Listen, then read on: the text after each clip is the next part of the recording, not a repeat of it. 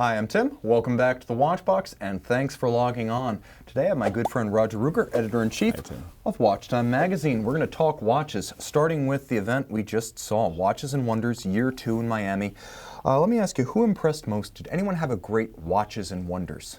I think everyone had a great Watches and Wonders, because how couldn't you? The weather was perfect, the show was really amazing, but in terms of watches, Ulysse Nardin deciding to launch the mega yacht during Watches and Wonders, of course, made a splash, pun intended. Well, they're sort of the hometown team. I mean, they're based down there in the U.S. And yes. I mean, they've always been nautically themed, and they do have an accomplished manufacturer. They can make stuff like that seemingly on a yearly basis. They have something incredible.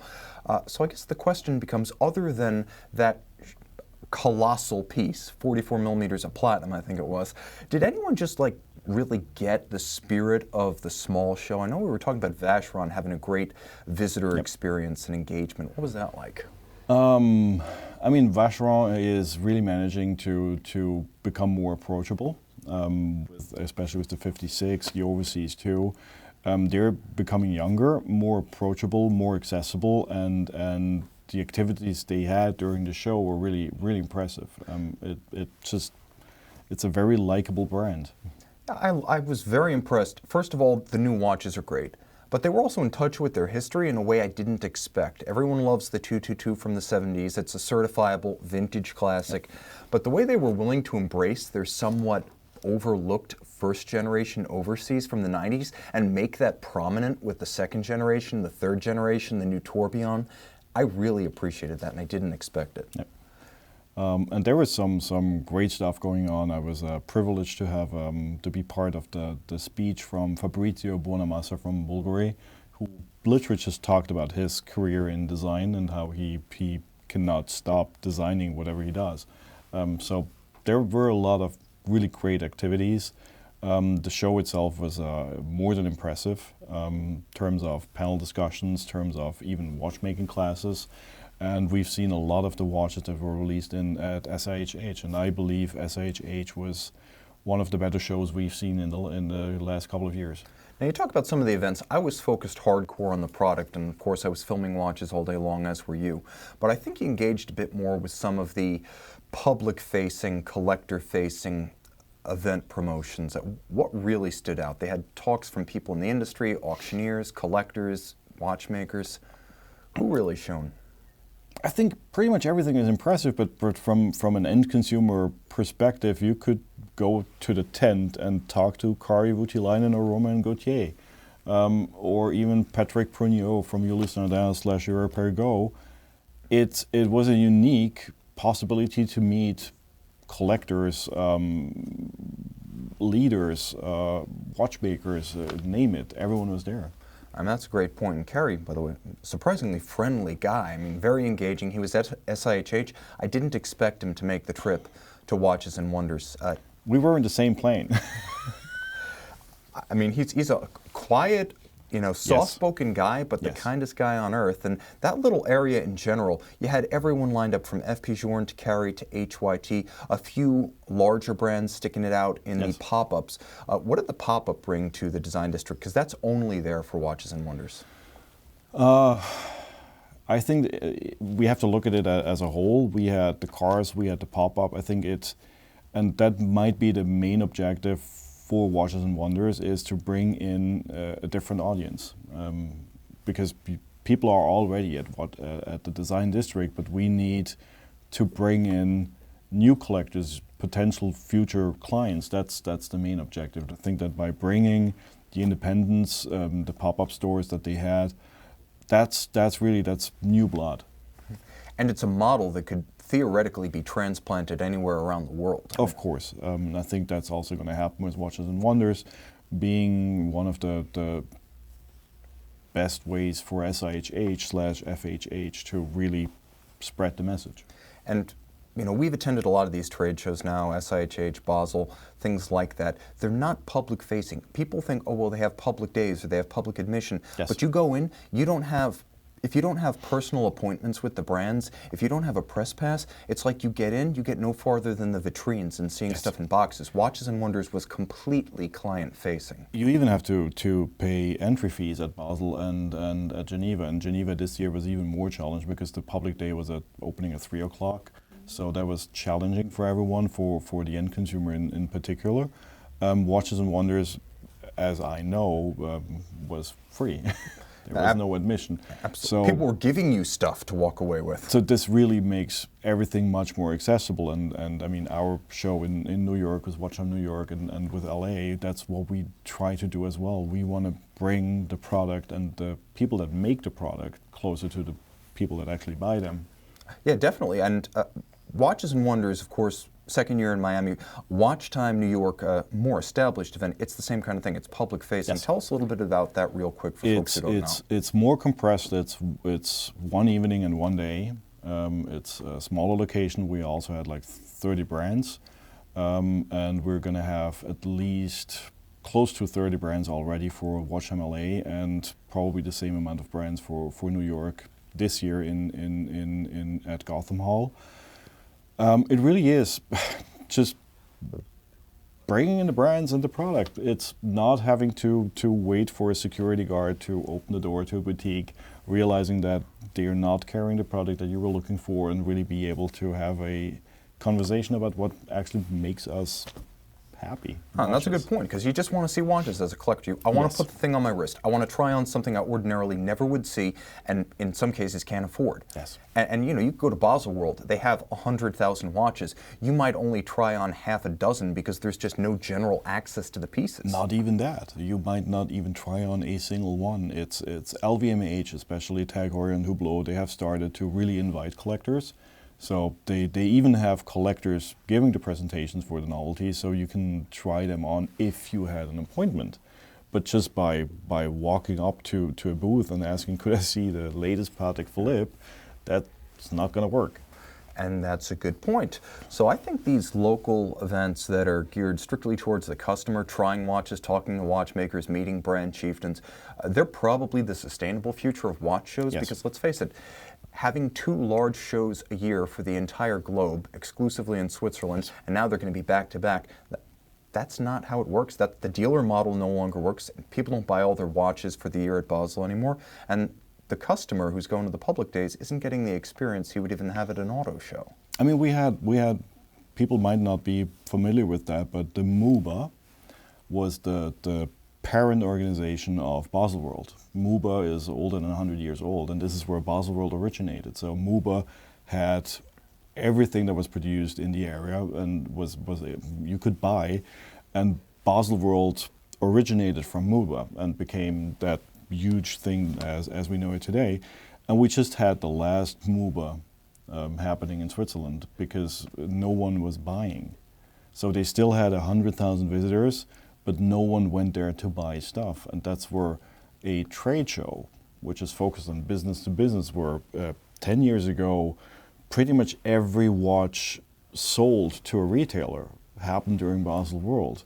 This is no longer necessary. It's you have a laptop, you have a ordering system, you can phone them, you can call them, you can ask for product.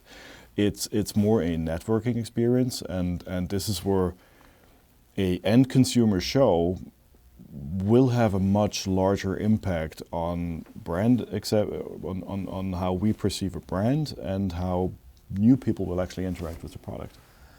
This is a good point, and we've seen the whole drift from a pure business-to-business show to a kind of hybridized public access, business-to-business. You get public access, but you don't really get to touch watches. It's still a big, expensive thing. We've seen brands start to move away.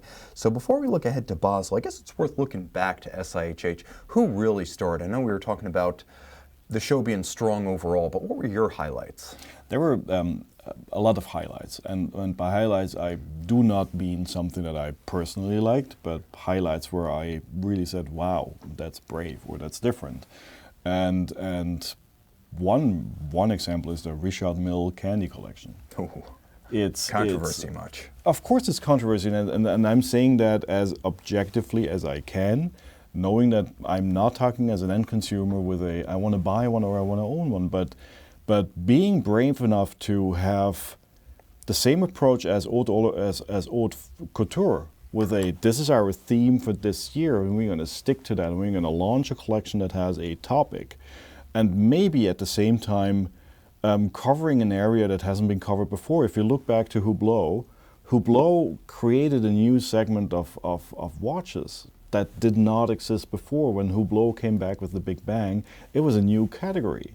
So Richard Mille with the Bonbon or / Candy collection, they may very well create a new collection for women that we didn't see before. It was ambitious and it was daring. I'll give them that. For their last ever SIHH, that was remarkably ambitious. That was an amazing goodbye. They're gone next year, so that was their sign-off, and it was remarkably consistent from top to bottom. The watches as a collection, they were strong across the board or disastrous across the board, depending on your perspective. Absolutely. But they were consistent, and then the whole exhibition, the whole booth, you could practically taste it just standing in there. And that's where, again, removing the emotion, my opinion really doesn't matter. It's the only opinion that matters is the end consumer. And I appreciate them taking the risk to come up with a theme. I don't know how that's, from a collector's point of view, how that will impact. Can you still buy the 2019 edition in 2020, or is it just so old-fashioned that it doesn't work anymore? But it's refreshing, it's different, and that's what I really appreciate seeing. Yeah, and it's sort of like the beginning of tail fins with American cars. It was outrageous and unnecessary, and right out of the gate they didn't know, was this going to be durable, was this going to be a flash in the pan, was it going to be a timeless thing, or was it going to be planned obsolescence? And in the end it did turn out to be planned obsolescence, because you could always tell last year's model, because for 10 years the tail fins got bigger, and then for 10 years they got smaller. So who knows, maybe it doesn't last, but it was bold. And it's more fashionable, and we don't usually like to look at it as fashion. But also, I mean, Vacheron has a strong year. Very much. Hermès with the moon face, it's an amazing piece, very, very poetic, very beautiful. The Bomatics keep getting more beautiful every year. IWC was a strong selling pilot collection that pretty much, I mean, look at the watches, you know that these going to sell.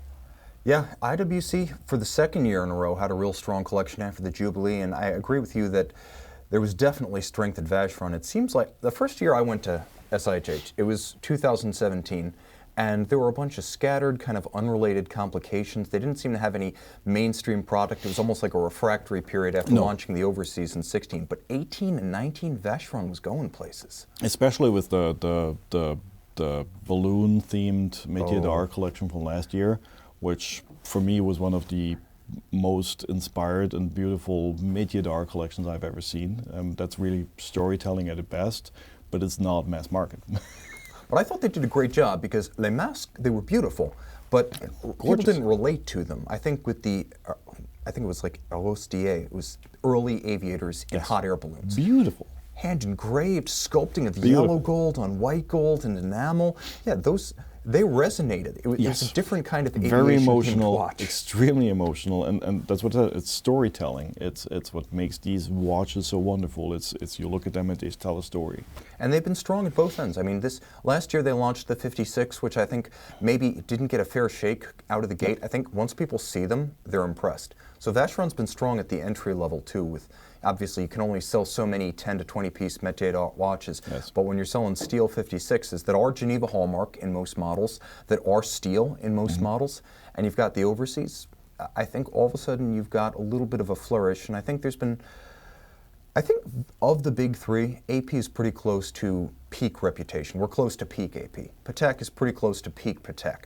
They can't get that much stronger. They're strong, but they're sort of at the peak of their powers. Vacheron has a lot of room to grow, I think, and I think we're starting to see that. And I think that, as we mentioned before with Watches and Wonders, Vacheron has become much more accessible, approachable in like the brand is behaving. They have lost a little bit of that Geneva arrogance that usually sticks to brands from Geneva, and I think that makes them very attractive.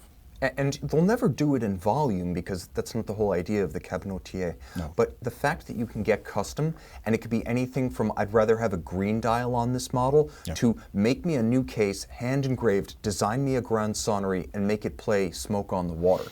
Like, they'll do that. Yeah. Patek's not going to give you a green dial Nautilus because you ask for it. Depending on how much money you're going to spend, there might still be a chance. Maybe not with the Nautilus, but the more expensive you get, the more open they are for suggestions. But it's a strong year. It's even Lange. Cartier. Yeah. Cartier had a strong collection, bringing back classics. Now, Lange did have a great year. And I thought for the second year in a row, Ulysse Nardin had a pretty good year, other than a certain series of mermaid watches, which are controversial for other reasons. No, they're not. I would, no, again, I mean, I think objectively looking at it, and that's what I told Patrick Pruniot when I met him in Miami, I said, listen, I'm personally not a big fan of the Montre Aerotique. I think that's wasted talent, and I think that you should, as a client, there are better ways to spend a lot of money than with a Montre Aerotique. But if you do that, and Montre Aerotique are a specialty of Ulysse Nardin, this so far has been maybe the most tasteful way. And difficult to say because, yes, we know the controversy. And again, objectively, the only thing that might be wrong with the way they did it is they picked an artist that's only known in Europe. No, I can see that. And I think the only real criticism I heard, because they've been doing this for so long, and not just hand-painted dials, but automata with moving parts. So it's not the idea of it that's controversial. I think some folks were like, well, it wasn't hidden. Like, it should have been a Hunter case back, or it should have been on the interior of the case. And I appreciate the candor. No, it's good to hear. I think the problem with UN and also with Lange, it's the same problem. You've got a company that can do anything, where the sky's the limit, and they'll do everything from the erotic minute repeaters right up to including proprietary silicon components, which almost no one can do. How do they communicate how good they are to a public that only seems interested in steel sports watches from other brands? I think that comparing Lange with Ulysse Nardin is difficult because Lange had a much more consistent collection in the past. Plus, it's a different price point, but Ulysse Nardin is the brand that everyone respected, but no one bought. I can see that. Everyone liked Ulysse Nardin. It was nothing wrong with Ulysse Nardin, but it was just, I'm not going to buy one. And now with Patrick Pruniot joining the company in 2017, oh my God, already, we now see his impact. He reduced the number of references, and he came up with a much more commercially promising product with the new Marine Diver, for example. That's going to be a success, and that is less clustered or less complicated. I mean, I do not know how many. There must have been hundreds of versions of the Marine Diver before, and now we have. I've shot a video of all of them. I know. We have like 5, and they all look good. I have to agree with you. Now, I don't think the two brands are anything alike in character or in price point or product. I think the common thread between Lange and UN is that relative to what else is out there, they're so much better. And yet it doesn't seem like people connect with just how good they are. Like, there needs to be a message to get people interested in watches that are not just another 5711 1A. And I feel like UN and Lange are so underrated as brands relative to what they really are. So how do they take that next step? What does that look like? For me, Ulysse Nardin is on the right track. They now both have the orological marvels with the Marine Mega Yacht, which is, in every aspect, it's breathtaking. It's only 30 pieces, but it's a talking piece. Plus, they have a much more accessible, much more attractive product on the Marine Diver. So it's from both. Every direction you look at, you'll find something. Lange is already on top. So Lange's job is to make people like you and me understand that now it's time to get yourself a Lange. And I think that's a very different challenge. Okay. So now, looking forward, we've kind of looked back at SIHH, and it was clear that a couple of brands had exceptionally good years. The show itself might be reaching the limits of both the Pale Expo and public attendance. A show that's been in flux and potentially has a lot of potential to move in either direction. Baselworld is going to be very different this year. Oh, yes. I mean, talk a little bit about first what you thought when you heard that Swatch was pulling out and what that means for the future of the show. I mean, it was probably a shock for everyone, but at the same time not a shock in a surprising way, because yes, it was difficult to deal with Baselworld. And I think that from a psychological point of view, Hayek made a very emotional decision to, if you don't want to listen to me as a client, I'm stronger than you, I don't need you. And he was right in this perspective. So for us, Baselworld is going to be much smaller. I have much less appointments than last year, with just the whole Swatch group not being there.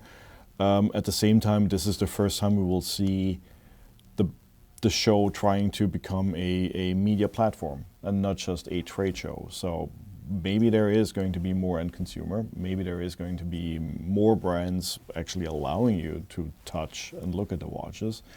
And if that is happening, maybe there's a future for the show.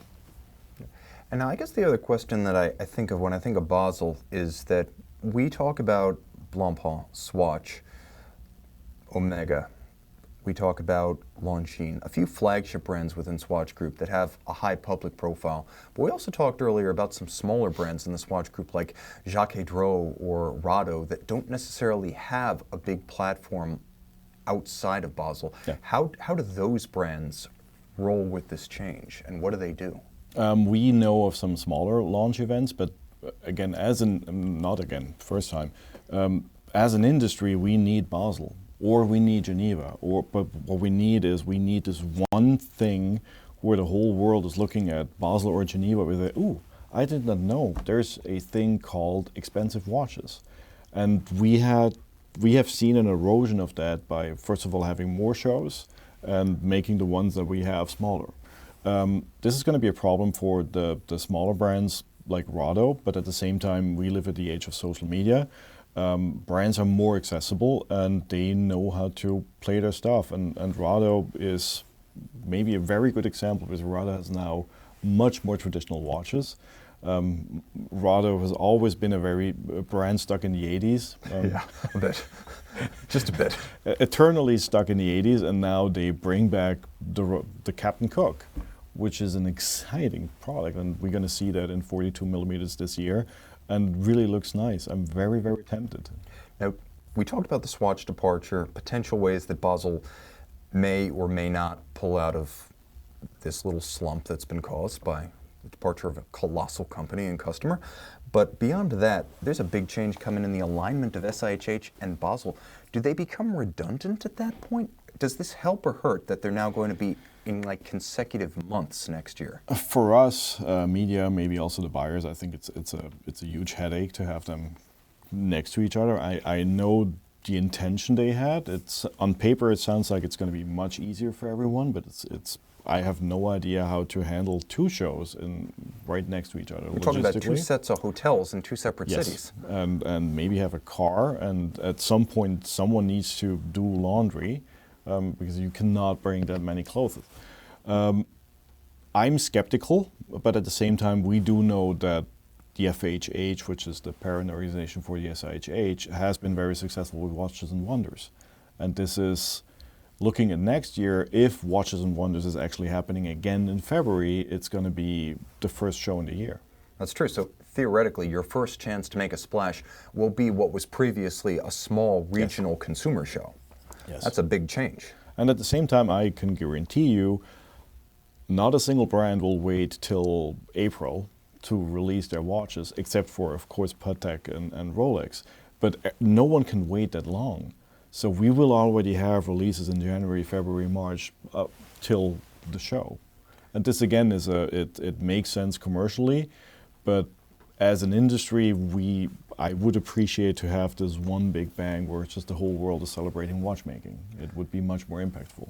It certainly would help from a publicity standpoint, because as good as Watches and Wonders is, perhaps the one weakness of the show is that it's mostly going to draw people who are already into watches, whereas the huge publicity around a Basel and the mainstream press it garners, that does have potential once a year to lift the industry past the trade press, past the enthusiasts' attention span. Something that a New York Times, something that a Financial Times, something that, I mean, even local newspapers in the United States will at least mention. I mean, 10 years ago, you suddenly had CNN start covering the show, which was, wow, someone we never felt would be possible to cover watches started to cover watches. I think that Watches and Wonders is, because they're already in a location where they have a lot of people not interested in watches, tourists and just like general people buying. Walk-ins? They're walk-ins. It's a great concept. It's a great location. Yeah. Basel, that's like the car shows used to be. You need to travel there. It's the Saturday morning. Okay, kids, let's go to a watch show, and all the kids are, oh, I want to stay home. I was never that kid.